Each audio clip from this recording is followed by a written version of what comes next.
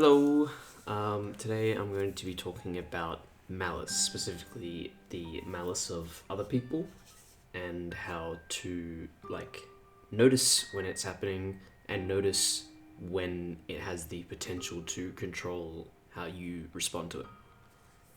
I don't think I'm going to be doing any readings for this one. This is more just a life experience chat. But, that doesn't mean that the whole research part of this series that I'm doing is going to change. Just specifically for this one, I didn't really want to. So, I had a situation recently with an old friend where we had both made mistakes and we were frustrated at each other because things didn't work out. I'm going to not be specific about it just because it's not really the point. I started noticing, though, in the conversations we were having, and essentially they were arguments, that his words kind of transitioned into anything from productive into just like rude and hateful comments. And when someone knows you, usually they dig deep. Actually, no, I won't say this is common, but sometimes when people are nasty, they use what they do know about you to achieve peak nastiness, if that makes any sense.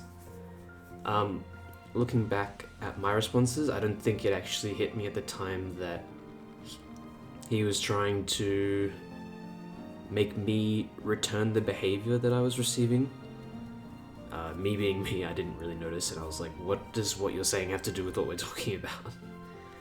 But yeah, I was just trying to make sure that friendships remained so that we didn't say anything or go to a place where we couldn't come back from.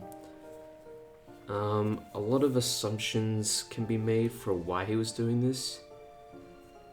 To me, name calling and just like comments of that nature rarely add anything constructive and don't really make a lot of sense, but at the same time I'm still someone who like feels, so I was like, ow.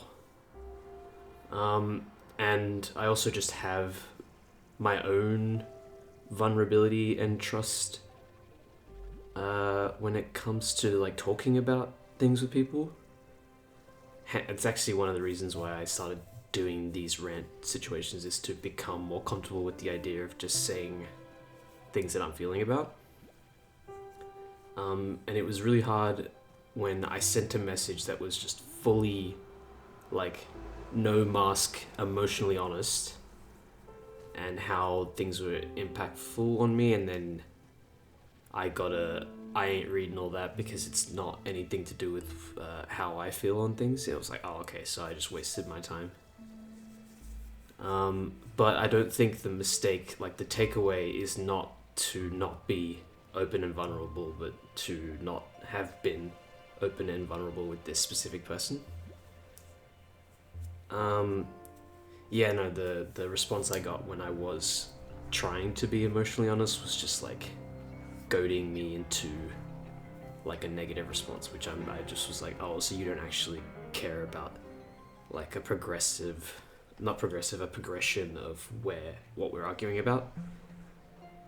But I separate this kind of situation into a few different parts where I didn't allow his behavior to impact me, because I didn't compromise my own personal values, and I feel pretty good about that.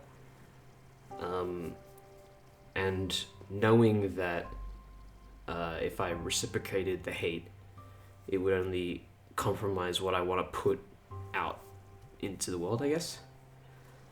Another thing is because I don't have a lot of experience, because most of the people I have in my life are pretty positive people, but hateful people will try and drag you down into their type of like zone of negativity to make themselves feel better about how they act.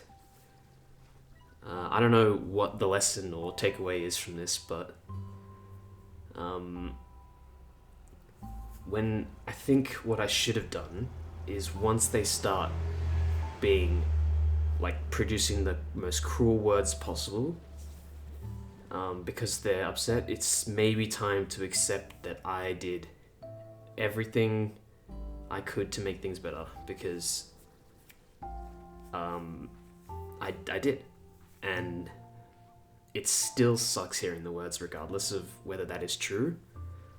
But I think, in essence, letting go is the choice because you did what you could and need to remain within your own self-respect, if that makes sense. Maybe I didn't word that right, but you need to also show your self-respect at the same time and be like, oh, I shouldn't really allow myself to be treated this way even though I want things to be better. How I feel now, I think with this specific situation I feel a little uncertain because even though I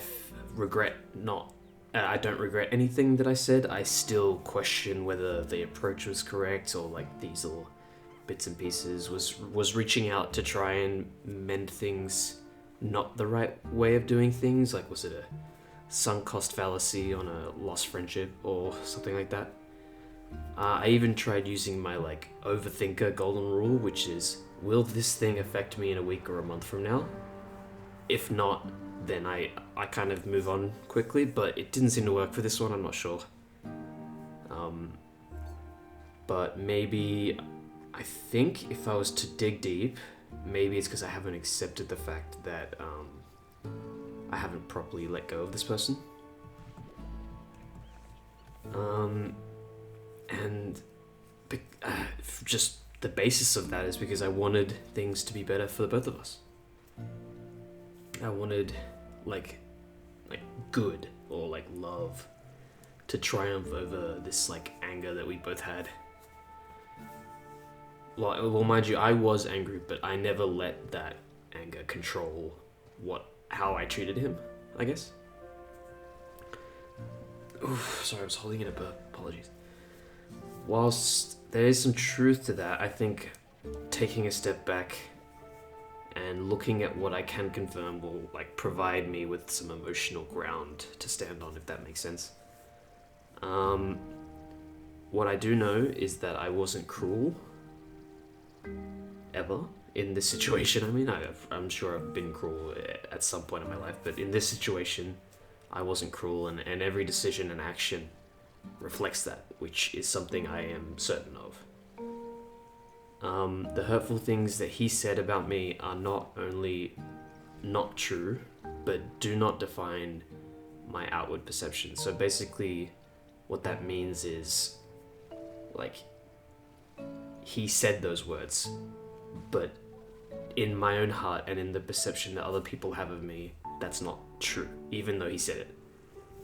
I shouldn't regret what I said, because everything I said, or at least in my view, is that everything I said and did was not only morally acceptable, but like emotionally justified, if that makes sense.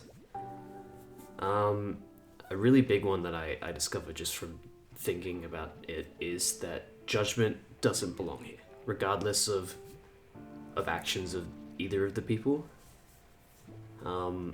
Sometimes when I take a step back from things, I'm like, I have no idea what this other person is, like, what's happening in their life. So there could be something that's happening. Now, this isn't me, like, speculating or being nosy. I'm saying, maybe there is something that is causing him to act this way. So I should just accept that could be the case and not be like, oh, this person is just evil, right? Because that doesn't make me feel better about things either. And the last thing that I think is the most difficult part, but I think I'm getting there, is that moving on is the only step, because I feel like I've done everything else, and I think it is difficult to do that because something that I'm learning from being my age is that you actually have to like properly grieve a friendship, because that's like 4 years of like attachment and friendship with this person, and that's gone, right? So in essence, I think that when you do actually move on from a person, you do have to like quote unquote grieve that, if that makes sense. Like, they're not dead, but the connection with them is. Yeah, so that is the video. That is my rant, is to not let people's anger and I call it like just malice as a dramatic flair. But yeah, I hope you like it. I'm gonna be going back to speedrunning Super Hot 2 after I do some uni work. Ooh, I watched, this was last month, but I watched Superman and Fantastic Four. I liked both of them. I like Superman a little bit more, even though they did like way too much in that movie, but I still kind of like liked how ambitious it was. Fantastic Four I also liked, being a like Fantastic Four comic guy, but I wish Galactus was a little bigger. Like, I know visually that movie is fantastic, but I wish he was just a slight bit bigger. I don't know, that's maybe just a nitpick though. Yeah, I hope you enjoyed, and I'm gonna be finishing my hot coffee because it's cold as fuck.